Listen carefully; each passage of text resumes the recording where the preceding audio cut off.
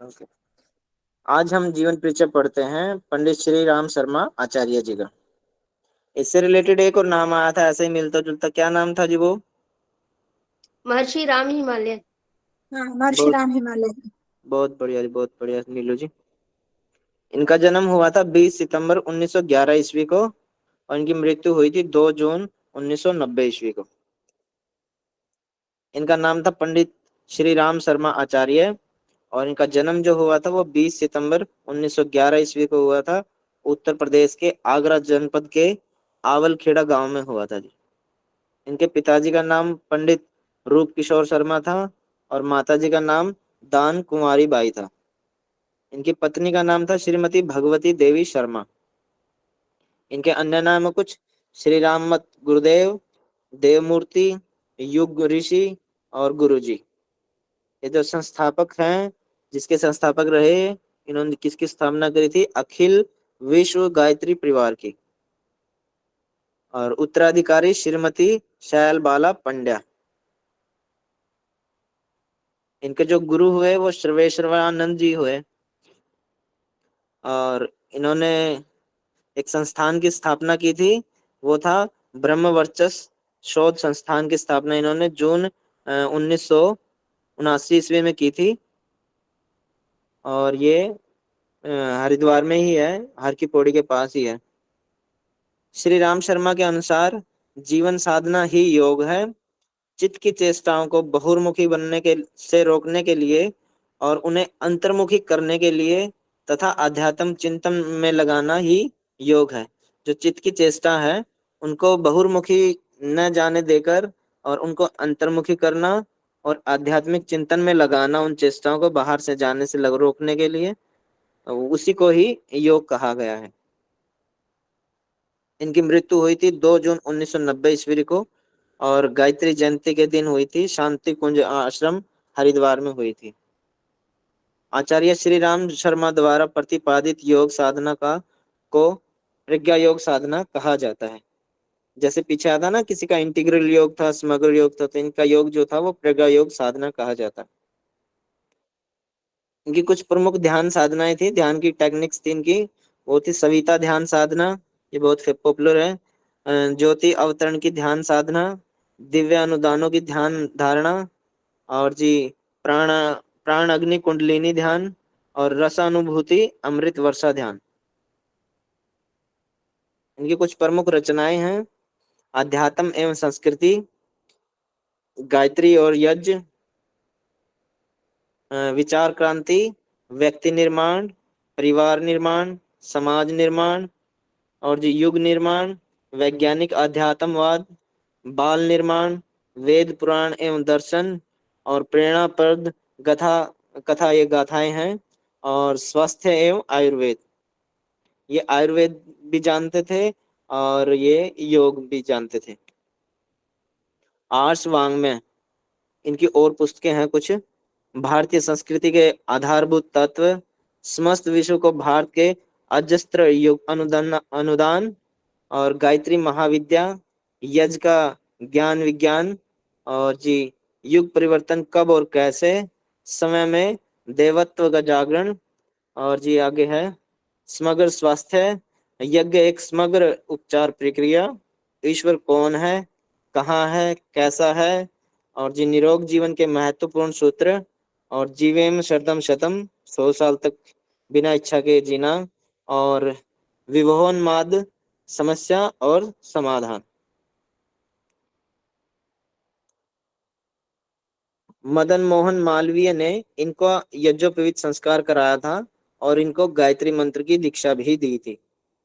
जैसे आपने कल पढ़ा था ना कि श्यामाचरण लाहिड़ी जी को उनके ललाट पे, माथे पे उनके हाथ रख के और उनको जो दीक्षा दी गई थी योग की, ऐसे ही इनको भी जो दीक्षा दी गई थी वो गायत्री मंत्र की दीक्षा दी गई थी।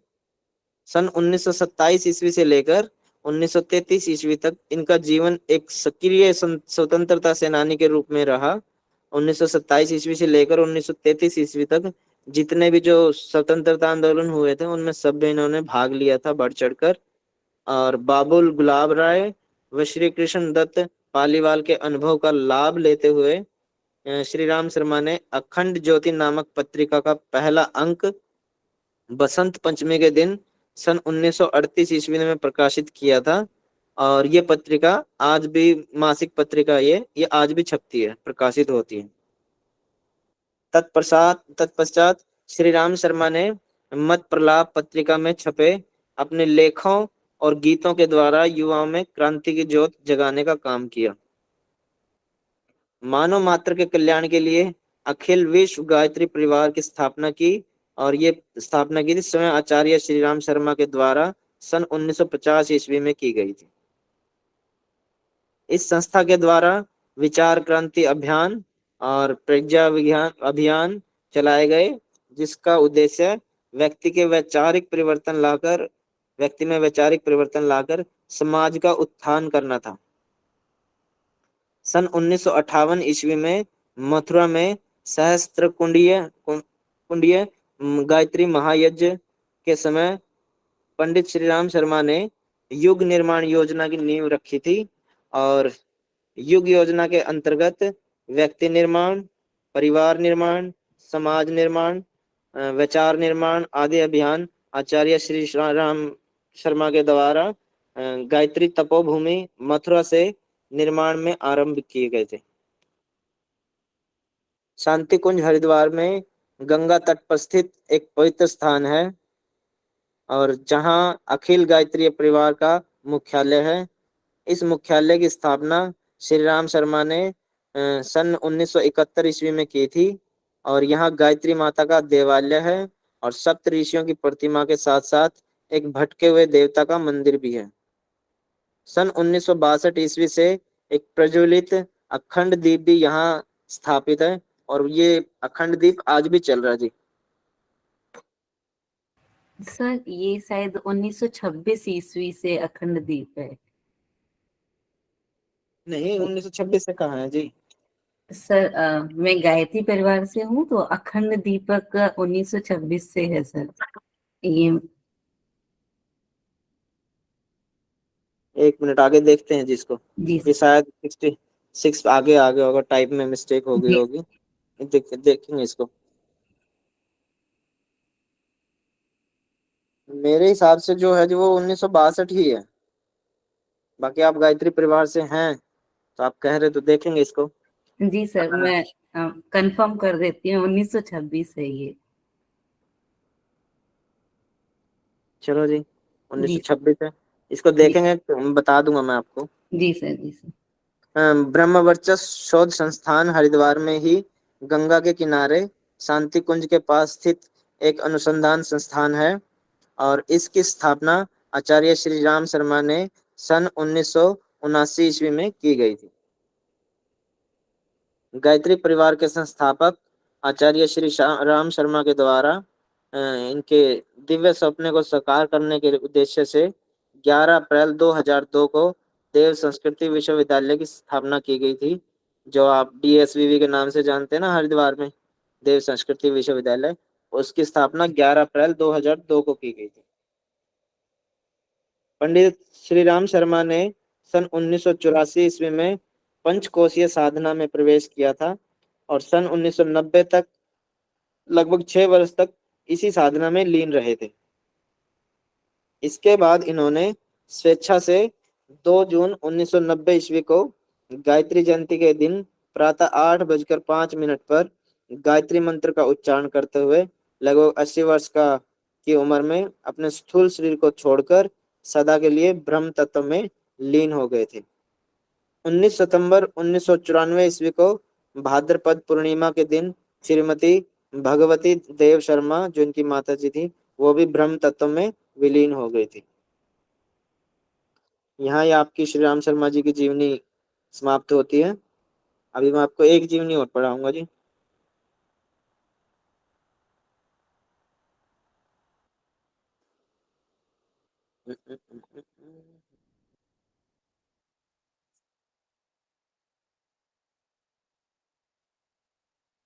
मेरी स्क्रीन प्रेजेंट है ना? Yes sir. जी, आज हम पढ़ेंगे दूसरी जीवनी महायोगी गोरक्षनाथ, जिनको गोरखनाथ के नाम से भी जाना जाता है। और ये नाथ परंपरा के बहुत अच्छे योगी हुए हैं। कल मैंने आप लोगों से एक क्वेश्चन पूछा था कि नाथ आदिनाथ जो आदि योग है उसके प्रवर्तक कौन है? वो आदिनाथ शिव है सर। भगवान आदिनाथ। जी। और प्राचीन योग के प्रवक्ता कौन है जी? जनक हिरण्यगर्भ। कौन है? सर हिरण्यगर्भ। और जी आधुनिक योग के प्रवर्तक कौन है, उनके जनक? कृष्णमाचार्य। कृष्णमाचार्य। टी कृष्णमाचार्य। और योग के संकल्पकर्ता कौन है जी? पतंजलि महामुनि। पतंजलि। पतंजलि। ठीक है जी। महायोगी गोरक्षनाथ नाथ संप्रदाय के प्रसिद्ध एवं सिद्ध योगी पुरुष हुए। नाथ संप्रदाय का उद्भव आदिनाथ अर्थात स्वयं आदि देव भगवान शिव के द्वारा माना जाता है। इस संप्रदाय में 9 नाथ हुए, जिनमें गोरखनाथ या गोरक्षनाथ बोल सकते हैं, वो सबसे फेमस हुए। इन्हीं योगी गोरखनाथ ने उस समय एक अलग योग विद्या को प्रचारित किया था। योगी ने तंत्र शास्त्र में बिखरे हुए योग की ऐसी विधाओं को चुन के अलग किया जो तत्कालिक मानव के मन व शरीर के लिए हितकारी थी, और यही विशिष्ट विद्या हठ योग कहलाई। ऐसा माना जाता है कि हठ योग का ज्ञान परम शिव ने माँ पार्वती को दिया था, और वही ज्ञान माँ पार्वती से मत्स्येंद्रनाथ जी से गोरखनाथ जी को होता हुआ आज हम लोगों के पास है, और उन्होंने इस विद्या का प्रचार प्रसार किया। यह योग शरीर से मन को साधने की विद्या बताता है। प्राणों पर नियंत्रण इसी माध्यम से किया जा सकता है, और निश्चित रूप से साधारण लोगों से लेके साधक तक का जो जीवन जीने की जो कला है, वो इस ज्ञान को पहुंचाने का श्रेय श्री योगी गोरखनाथ को ही जाता है। योगीराज गोरखनाथ के जन्म को लेकर अलग अलग विद्वानों के अलग अलग मत हैं। कोई इनको 13वीं शताब्दी का जन्मा बताता है, तो कोई 10वीं शताब्दी का, कोई 12वीं शताब्दी के बीच का बताता है, तो कई इतिहासकार इनके जीवन को 10वीं सदी से लेकर 24वीं सदी के बीच का बताते हैं। कुछ विद्वानों के अनुसार इनका जन्म रायबरेली के पास जायस नामक कस्बे में हुआ, तो कुछ के अनुसार रावलपिंडी में हुआ, तो कुछ के अनुसार गोदावरी तट पर चंद्रगिरी नामक ग्राम में हुआ। इनका कोई जन्म फिक्स नहीं है, और ना ही ऐसा कोई क्वेश्चन आएगा आप लोगों के सामने, क्योंकि बहुत सारे मत हैं इनको लेकर, पतंजलि जी को लेकर। इनके जो गुरु हुए, इनके गुरु मत्स्येंद्रनाथ जी थे, जो स्वयं एक श्रेष्ठ सन्यासी और तत्ववेदा थे, जो वास्तविकता को जानने वाले थे, और इन्हीं से ही हठ विद्या का उपदेश इन्होंने गोरक्षनाथ जी ने प्राप्त किया था। इनके जो प्रमुख शिष्य हुए, इनके 2 प्रमुख शिष्य थे, एक गहनीनाथ और एक चरपटीनाथ। आप जब वो पढ़ेंगे ना, हठ प्रदीपिका पढ़ेंगे, अभी तो स्टार्ट नहीं हुई होगी आपकी हठ प्रदीपिका? नहीं सर। नहीं हुई है। हाँ, तो जब आप हठ प्रदीपिका पढ़ेंगे तो वहां पे 26 गुरुओं के नाम आएंगे जो हठ योग के हैं, तो उनमें देखना आप गहनीनाथ, चरपटीनाथ, उनके नाम आएंगे सबके जी। इनके साथ ही जालंधरानाथ, चौरंगीनाथ, भर्तहरिनाथ, कृष्णपद, गोपीचंद, निवृत्तिनाथ, संत ज्ञानेश्वर आदि संत नाथ परंपरा में हुए। नाथ संप्रदाय का जन्म कैसे हुआ और क्या किया था इन्होंने? जब बौद्ध धर्म में आडंबर और कर्म कांड प्रमुख होने लगा, तो जनमानस के चित्त को शांति प्रदान करने के लिए करुणावश आदिनाथ से उत्पन्न नाथ संप्रदाय का प्रादुर्भाव हुआ। नाथ संप्रदाय के योगियों ने क्रियाओं का सही अर्थ समाज के सामने रखा, वह इसके आडंबर पूर्ण हिस्से को अलग कर दिया। 9 नाथों में गोरक्षनाथ जी का नाम सबसे अधिक प्रसिद्धि व प्रमुखता से लिया जाता है, और हठ योग के माध्यम से प्राणों का शुद्धिकरण कर आत्म तत्व तक पहुंचने की जो विद्या है वो इन्होंने बताई थी, गोरक्षनाथ जी ने। वास्तविक स्वरूप। नाथ शब्द की उत्पत्ति नाथ्र धातु में अ प्रत्यय लगाने से होती है, और न का अर्थ होता है अनादि रूप, और थ का अर्थ होता है भुवन त्रय को स्थापित होना, अर्थात वह अनादि धर्म जो भुवन त्रय की स्थिति का कारण है। ये भुवन त्रय बोला जाता है जी, जो आपका मृत्यु लोक, पृथ्वी लोक, और पाताल लोक। पृथ्वी लोक नहीं, मृत्यु लोक, स्वर्गलोक और पाताल लोक, जो इन तीनों की स्थिति का कारण है, जो इनको जानने वाला है और जो अनादि रूप है इनको जानने वाला, वही नाथ का शब्द है, वो इसका अर्थ है। गोरक्षनाथ कृत ग्रंथ, इनकी जो कुछ कृतियां थी, जो ग्रंथ इन्होंने लिखे, वो हैं हठ योग, गोरक्ष शतक, ज्ञानामृत, गोरक्ष कल्प, गोरक्ष सहस्र नाम, चतुर सित्यासन, योग चिंतामणि, योग महिमा, योग मार्तंड, योग सिद्ध सिद्धांत पट्टी पद्धति, ये आप पढ़ेंगे। विवेक मार्तंड, सिद्ध सिद्धांत पंथी पद्धति, ये भी आप पढ़ेंगे। इनके अलावा गोरख बोध, दंत गोरख संवाद, अ, गोरखनाथा जीरा, गोरखनाथा जीरा पद, और जी गोरखनाथनी के स्फुट स्फुट ग्रंथ, ज्ञान तिलक, ज्ञान सिद्धांत योग, योगेश्वरी साखी, नैरवी बोध, विराट पुराण, गोरखसार आदि, ये इनकी कुछ रचनाएं हैं। इनको आप देख लेना। इनमें दो तीन तो आप पढ़ेंगे, सिद्ध सिद्धांत पद्धति पढ़ेंगे आप, योग सिद्धांत पद्धति पढ़ेंगे, और हठ योग हो गया, गोरख संहिता भी पढ़ेंगे आप। इसमें गोरख संहिता नहीं लिखा गया, वो भी लिख लेना आप लोग। इनकी मृत्यु हुई थी, मृत्यु के बारे में भी ऐसा कोई संकेत नहीं है। इनकी मृत्यु के विषय में कोई संकेत नहीं मिलता है, और नाथ संप्रदाय के अनुसार सहस्रार 100 वर्षों तक का इनका जीवन काल बताया गया है, वो अलग अलग ग्रंथों में अलग अलग। यहाँ इनकी जीवनी समाप्त होती है। इससे रिलेटेड किसी का कोई क्वेश्चन हो तो बताएं। किसी को कोई वर्ड समझ में नहीं आया हो, कोई लाइन समझ में नहीं आई हो। सर इसमें जो सहस्त्रार वाला बताया ना आपने, 100 वर्ष बोला है, इसमें 1000 वर्ष लिखा हुआ है, तो 100 आएगा या हाँ 1000 आएगा सर? हाँ, वो शतम आता जी, 100 में शतम आता है, मेरे से गलती होगी। ये 1000 वर्षों तक का इनका जीवन काल बताया गया, और ऐसा कोई वो है ही नहीं, सर कहीं कहीं बताया गया। सहस्त्रार तो 1000 ही होता है ना सर, सहस्त्रार चक्र जैसे 1000 पंखुड़ियां होती। हाँ, मैं भी 1000 ही बोल रहा हूँ जी, मेरे से वो जी गलती से 1000 100 ही बोल गया होता था, है। वो शतक होता 100 तो।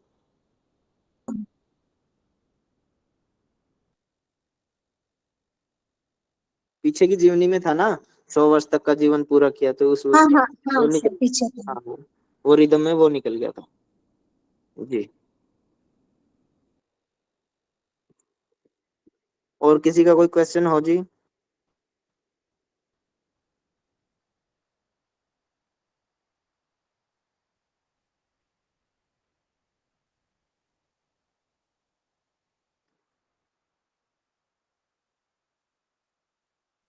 नाथ का रिकॉर्डिंग नाथ बंद का कर देंगे, अर्थ है कौन है? भुवन त्रय में पाताल लोक, सूर्य लोक और पृथ्वी लोक।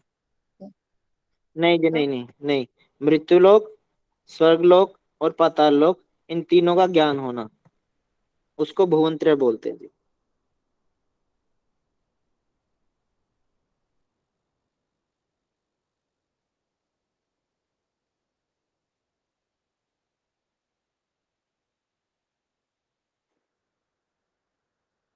सर इससे पहले जो जीवनी थी राम जी वाली, जी तो उसमें भटके हुए देवता से क्या अभिप्राय है? हाँ, बोलिए जी, नीलू जी क्या पूछ रहे हैं आप? सर इसमें भटके हुए देवता लिखा है, तो उससे क्या मतलब है सर? मतलब ये क्या है, पहली बार सुन रहे हैं। एक मिनट जी।